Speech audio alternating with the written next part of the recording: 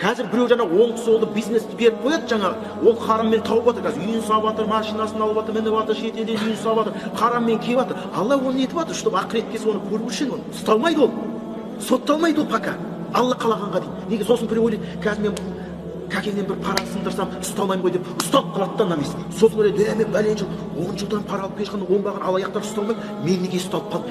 Сен түсініп тұрған жоқсың, Алла саған оның күнәсін қалап тұрған жоқ. Алла мейірлі. Мүмкін сенің болашақта сенің бір таубаға келуіңді Алла қалап тұрған шығар. Мүмкін сен ертең бір нәрсе салатын шығарсың, мысалы тауба келіп мешіт салатын шығарсың. Сосын ойлайды, осылар қалай ұсталмайды дейді. Ұсталмайды ол, Алла қалаған күні ұсталады олар. Ал сол қалаған күнге дейін олардың жаңағы күнәсі мойнына ілініп жатыр. Адам ойламау керек, сонда менде бәрі жеке-жеке келе жатыр деп. Оны іліп жатыр Алла мойындарына. Мен мынаны алып жатқанда ұсталып қалғанда едім ғой дейді да, ертең қиямет күні барған кезде әлгі пара алушылар айтады, өйстіп 10 жыл 20 жыл пара алғанша дейді, сол бірінші пара алған күні ұсталып қалу керек еді ғой. Өкінеді олар.